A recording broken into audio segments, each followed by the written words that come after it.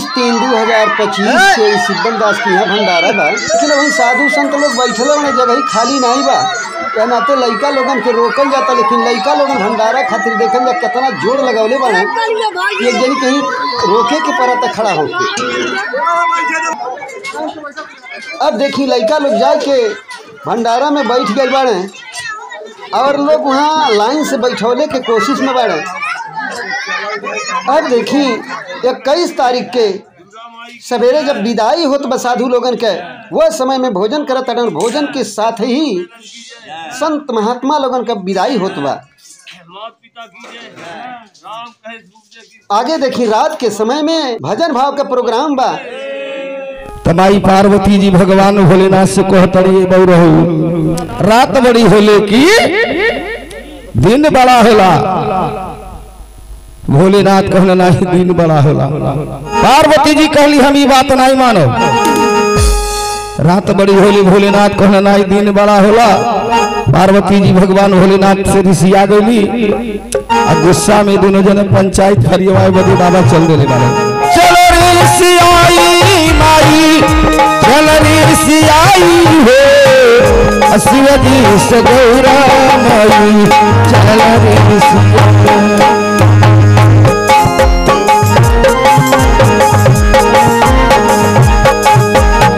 भोलेनाथ पाछे पाछे माता पार्वती चल रहे बानी महाराज। अरे यगवा भोला चल ले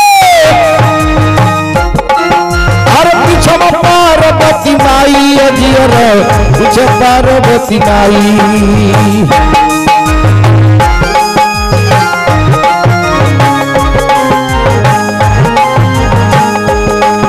हर जा पहुँचे दोनों ब्रह्मलोक में।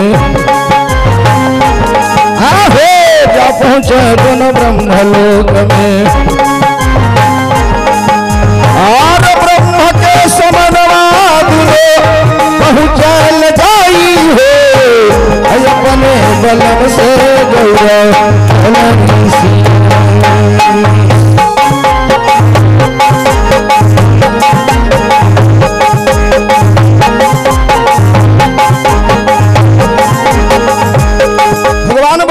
और माई पार्वती भगवान ब्रह्मा जी के दरबार में पहुंचल है। भगवान भोलेनाथ जाके भगवान ब्रह्मा से कहता है कि प्रभु एगो बात बताई, दिन बड़ी होले की रात बड़ा होला। पति और पत्नी के झगड़ा में जो तिसरैती कराला महाराज है बाद में घाटा में जाला।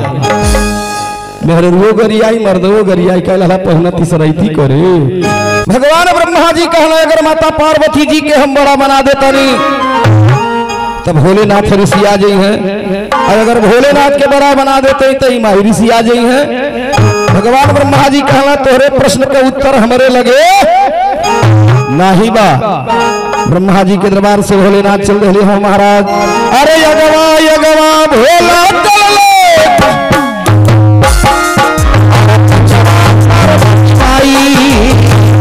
पार्वती माई।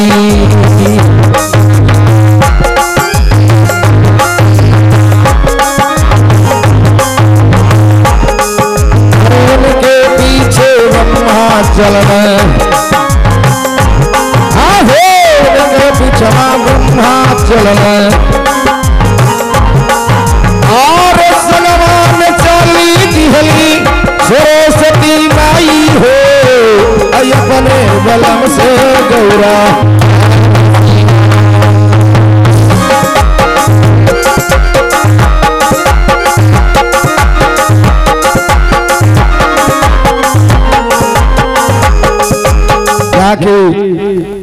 चारों जनी क्षीर सागर में पहुंचल बने। विष्णु भगवान बोझ गई नहीं दोनों प्राणी नगत नगदे झगत ढोली हो। अगर पार्वती के बड़ा बनावत है तो भोलेनाथ ऋषि यही हैं, अगर भोले बाबा के बड़ा बना देते हैं तो हमारी पार्वती जी ऋषि आ जाई हैं। यह विचार कोई के कहता है हवा से चली नाथ मृत लोक नागरिया हो तो फैसला तो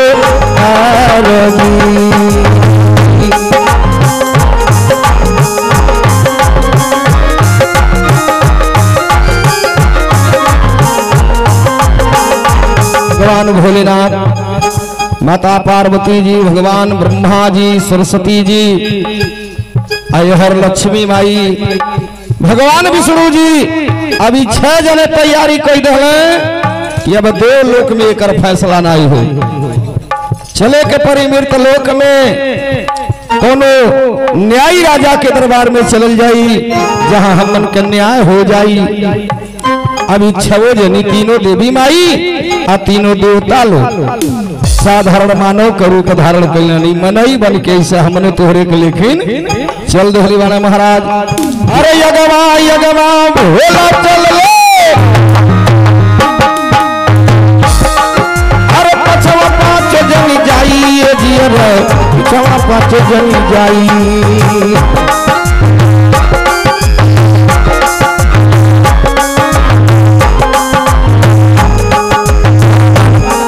भोले जी सोचे आहो मन ही मन यव शिव जी सोचे, और के करे डुअरिया चल के आसन लगाई हो, और शिव जी से गौरा माई।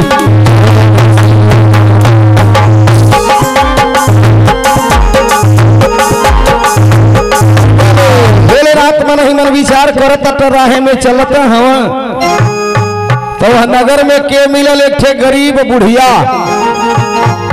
ओकरे बेचारे के सूते के मरइयो ठीक नहीं रहे, इतनी गरीब रहे ओकरे खाए भर के अटतो नहीं रहे, रोज भिक्षाटन करनी भीख मांगे तो सांझ के अपने खाए आ एक ठे करे लइका रहे। जाके भगवान भोलेनाथ जब मरैया पर पहुंचले तो बेचारे कुछ के चटाई ले आके बिछा देलस, आसन लगा के पहुना लोग बैठल।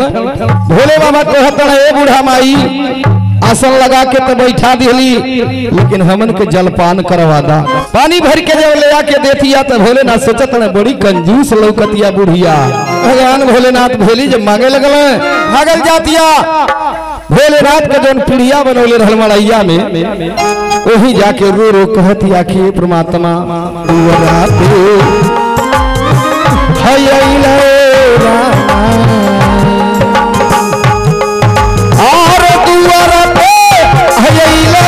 रामा छावा जो होता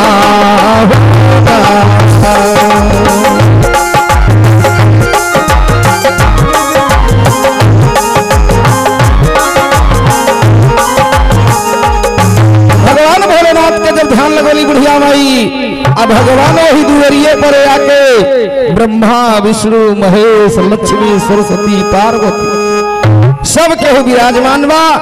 अब बुढ़िया माई अरदास करतिया भगवान भोलेनाथ दुअरे पर से बोलत लेकिन चीन ही भगवान भोलेनाथ कहले बूढ़ा माई आई देखा न तोरे खोनवा में भेली भरल बा।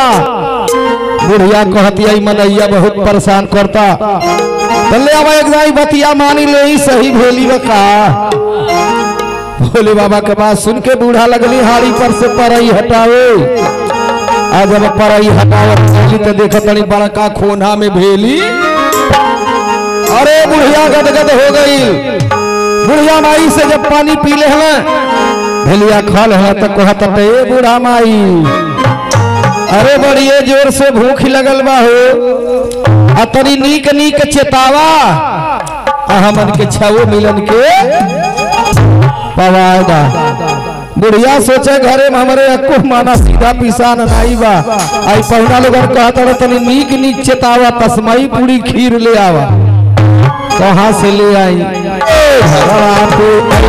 रामा चल गो पाहुनावा हो, कहाँ से भोजवा देखा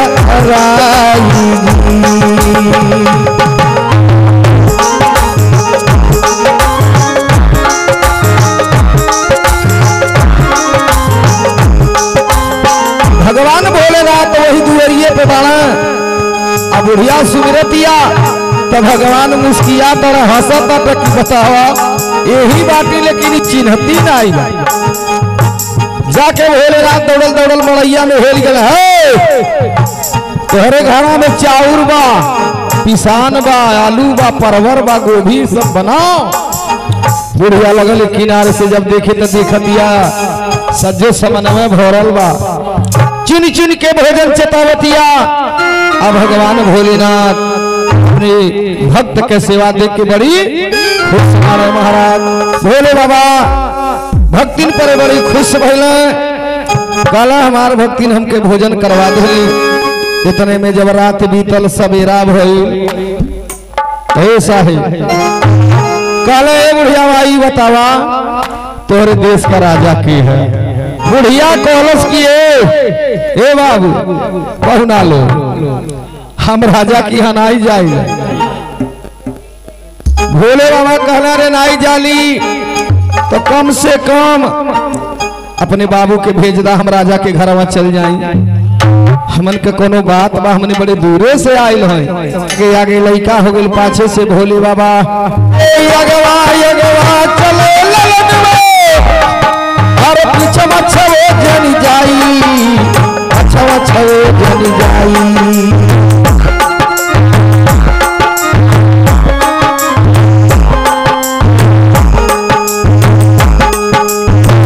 पहुंचे राजा घर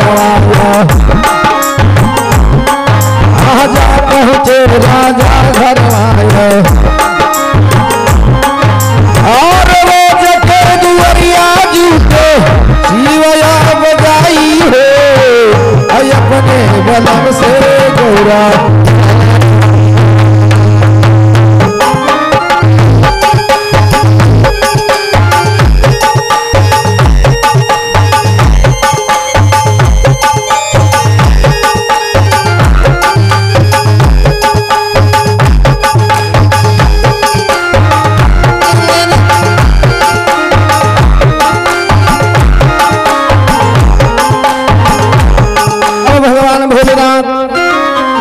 राजा के दरबार में पहुंचल वाला हो। राजा से कहता है कि प्रभु महाराज जो हमार प्रश्न बा हमारे प्रश्न का उत्तर दे दे सरकार। राजा साहेब काले पूछी बाकी वो गरीब लड़का से नाई पूछल कि तू का करे आए। बोले बाबा कहले ये बतावे के बाद रात बड़ी होले कि दिन बड़ा होला। राजा कहले सरकार रात में हम विचार करके सवेरे कब निर्णय दे बिहान। भोले रात लड़कवा के लिया के चलिए ले मड़ई पे। तब लड़कवा कहा था ए माई देखले न अरे ई सबसे वो पूछल राजा साहब की हमसे झूठे नाई कहले के बाबू तू का करे आयल हुआ। अब माई हम उनके घर जाबो बनाई। भोले बाबा कहता नहीं बचवा एक दिन के और बात चल चला बिहान भर भोलेनाथ लड़का के सिखा पढ़ा के ले जाता। कल ए बाबू आज राजा पूछी हैं का करे आयल हवा तो कह दी है तोहरे बिटिया से बिया कब आयल है। कह रे बाप रे ऐसा कहब तो छोड़िए करे हम बाटी ने चला चल दे बारा महाराज। जाके राजा के दरबार में पहुंचल बारा साहेब। अरे चलता चलता रामा ए साहेब अरे छावे जानी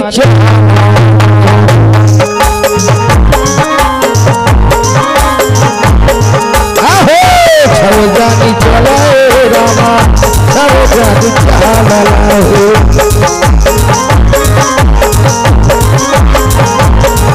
और सघावा में बुढ़िया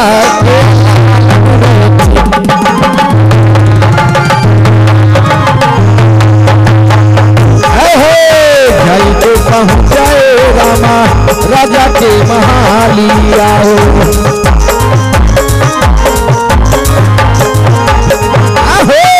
राजा के महालिया रामा राजा के महालिया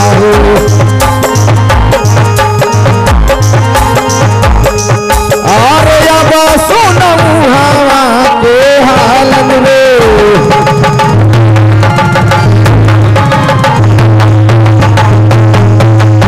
जाके राजा के ठीक सामने लड़का पहुंच गए आगे बैठल। राजा देखलक कहले रे भगवान ए बाबू तू कल आइल हला आजो आइल हवा हम तो से पूछ नहीं पौलिए बचवा कि तू काहे आवाला। लड़का कह सरकार आज पूछल गई ते नाते बतावत है, अरे हम आपके लड़की से शादी करे बदे परेशान है। जब इतना सुनल तो राजा तो बैठले बाटे वही जो 2 रुपया वाले खजुआने में ना होले पकड़ के चढ़ी बैठल कहना पहुना महतारी रोज घरे घरे भीख मांगे ले तब खाए पावाला आइल हवा राजा के बिटिया से बियाह करे। अब लड़का के धई के दबावत हुआ तो राजा धर्मात्मा राजा रहे। राजा कहला सिपाही अरे हमारे वह लड़का के बीचे के बात ही बा काहे तू लोग मारत हो छोड़ दो लड़का के। राजा लड़का के छोड़वा दे कहला बाबू बियाह करे आइल कहला हाँ कहला देखा हम शादी करे बदे तैयार है लेकिन वो शर्त बा कहला का कहला रिश्ता बराबरी में होले आज तू हमरे बराबरी में आ जा तो हम तोहरे साथे बिटिया के बियाह करे बदे तैयार हैं। बड़ा फरिया गई लइकवा सोचा था न इनके कितना हमरे धन होई आने हमारे बियाह होई। अरे कुल पहुना हमें हमारे ही घरे खाई के हमारे घर फूका बतावा जौन बतिया हमें कही देली कहीं केहू दुआरी पर जा भीख मांगे तो केहू भीख देई यह कही है कि बतावा मांग के खाता भीख अब बियाह करे जाता राजा बिटिया से। लइकवा मारे सोच में पड़ गई कहता अब का करी। भगवान भोलेनाथ कहले बचवा घबराने धीरे धीरे समय बीतल पूरा दिन बीत गई रात ही हो गई। बना खा के जब सब मेहमान लोग ब्रह्मा विष्णु अब भोलेनाथ तीनों जने आ तीनों देवी माई लोगन जब आसन लगा देले है। भोले बाबा के नींद कहाँ लगतिया तो सोचता न कि आज हमारे भक्त का लाज बचावे के बा। और रात में बैठे बैठे भगवान विश्वकर्मा जी पर ध्यान लगौले वाला महाराज देना बात तो सुनवाए रामा विश्वकर्मा या राजिया हो।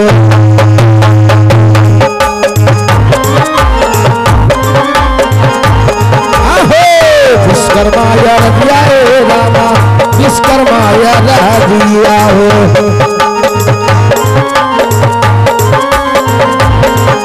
और सुनी देवता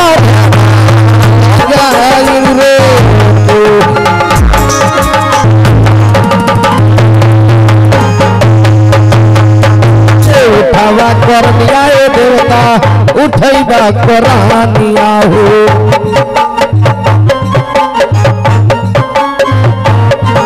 और सुंदर महालिया बनावहु रे